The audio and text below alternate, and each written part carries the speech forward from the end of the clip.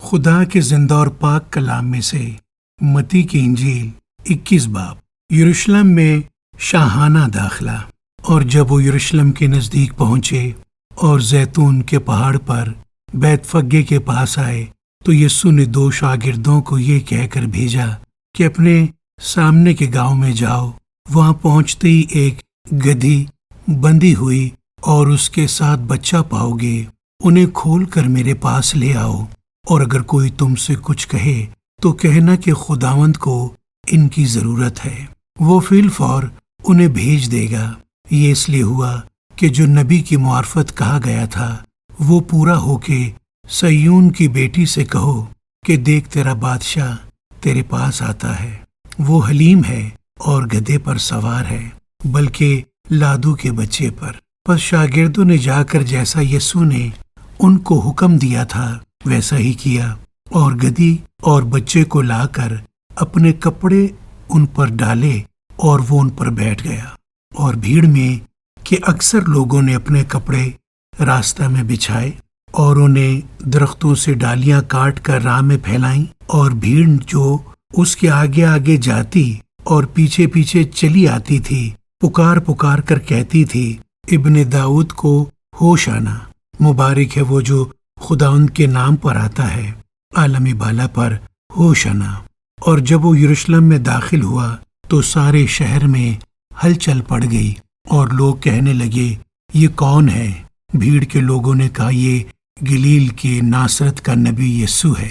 یسوع ہیکل میں جاتا ہے، اور یسوع نے خدا کی ہیکل میں داخل ہو کر ان سب کو نکال دیا جو ہیکل میں خرید و فروخت کر رہے تھے، اور صرافوں کے تختے اور کبوتر فروشوں کی چوکیاں الٹ دی، اور ان سے کہا لکھا ہے کہ میرا گھر دعا کا گھر کہلائے گا، مگر تم اسے ڈاکوؤں کی کھو بناتے ہو۔ اور اندھے اور لنگڑے ہیکل میں اس کے پاس آئے، اور اس نے انہیں اچھا کیا۔ لیکن جب سردار کاہنوں اور فقیوں نے ان عجیب کاموں کو جو اس نے کیے اور لڑکوں کو ہیکل میں ابن داؤد کو ہوش آنا پکارتے دیکھا تو خفا ہو کر اس سے کہنے لگے، تو سنتا ہے کہ یہ کیا کہتے ہیں؟ یسوع نے ان سے کہا، ہاں، کیا تم نے یہ کبھی نہیں پڑھا کہ بچوں اور شیرخواروں کے منہ سے تو نے حمد کو کامل کرایا؟ اور وہ انہیں چھوڑ کر شہر سے باہر بیتنیا میں گیا اور رات کو وہیں رہا۔ یسوع انجیر کے درخت پر لعنت کرتا ہے۔ اور جب صبح کو پھر شہر کو جا رہا تھا، اسے بھوک لگی، اور راہ کے کنارے انجیر کا ایک درخت دیکھ کر اس کے پاس گیا، اور پتوں کے سوا اس میں کچھ نہ پا کر اس سے کہا کہ آئندہ تجھ میں کبھی پھل نہ لگے، اور انجیر کا درخت اسی دم سوکھ گیا۔ شاگردوں نے یہ دیکھ کر تعجب کی اور کہا، یہ انجیر کا درخت کیوں کر ایک دم میں سوکھ گیا؟ یسوع نے جواب میں ان سے کہا، میں تم سے سچ کہتا ہوں کہ اگر ایمان رکھو اور شک نہ کرو تو نہ صرف وہی کرو گے جو انجیر کے درخت کے ساتھ ہوا، بلکہ اگر اس پہاڑ سے بھی کہو گے کہ تو اکھڑ جا اور سمندر میں جا پڑ تو یوں ہی ہو جائے گا۔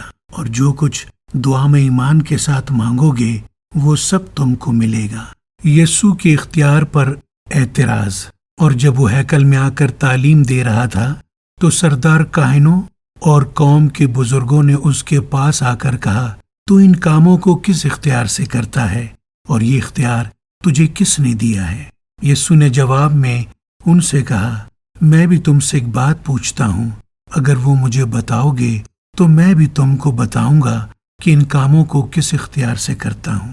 یوحنا کا بپتسمہ کہاں سے تھا، آسمان کی طرف سے یا انسان کی طرف سے؟ وہ آپس میں کہنے لگے کہ اگر ہم کہیں آسمان کی طرف سے تو وہ ہم سے کہے گا، پھر تم نے کیوں اس کا یقین نہ کیا؟ اور اگر کہیں انسان کی طرف سے تو ہم عوام سے ڈرتے ہیں، کیونکہ سب یوحنا کو نبی جانتے ہیں۔ پس انہوں نے جواب میں یسوع سے کہا، ہم نہیں جانتے۔ اس نے بھی ان سے کہا، میں بھی تم کو نہیں بتاتا کہ ان باتوں کو کس اختیار سے کرتا ہوں۔ 2 بیٹوں کی تمثیل۔ تم کیا سمجھتے ہو؟ ایک آدمی کے 2 بیٹے تھے۔ اس نے پہلے کے پاس جا کر کہا، بیٹا جا آج تاکستان میں کام کر۔ اس نے جواب میں کہا، میں نہیں جاؤں گا، مگر پیچھے پچھتا کر گیا۔ پھر دوسرے کے پاس جا کر اس نے اسی طرح کہا۔ اس نے جواب دیا، اچھا جناب، مگر گیا نہیں۔ ان دونوں میں سے کون اپنے باپ کی مرضی بجا لایا؟ انہوں نے کہا، پہلا۔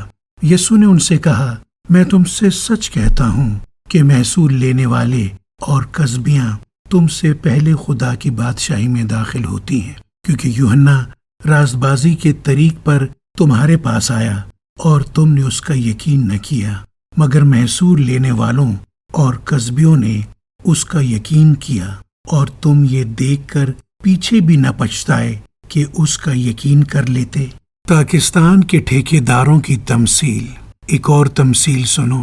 ایک گھر کا مالک تھا جس نے پاکستان لگایا اور اس کے چاروں طرف احاطہ گھیرا اور اس میں حوض کھودا اور برج بنایا، اور اسے باغبانوں کو ٹھیکے پر دے کر پردیس چلا گیا۔ اور جب پھل کا موسم قریب آیا تو اس نے اپنے نوکروں کو باغبانوں کے پاس اپنا پھل لینے کو بھیجا، اور باغبانوں نے اس کے نوکروں کو پکڑ کر کسی کو پیٹا اور کسی کو قتل کیا اور کسی کو سنسار کیا۔ پھر اس نے اور نوکروں کو بھیجا جو پہلوں سے زیادہ تھے، اور انہوں نے ان کے ساتھ بھی وہی سلوک کیا۔ آخر اس نے اپنے بیٹے کو ان کے پاس یہ کہہ کر بھیجا کہ وہ میرے بیٹے کا تو لحاظ کریں گے۔ جب باغبانوں نے بیٹے کو دیکھا تو آپس میں کہا، یہی وارث ہے، آؤ اسے قتل کر کے اس کی میراث پر قبضہ کر لیں، اور اسے پکڑ کر پاکستان سے باہر نکالا اور قتل کر دیا۔ پس جب پاکستان کا مالک آئے گا تو ان باغبانوں کے ساتھ کیا کرے گا؟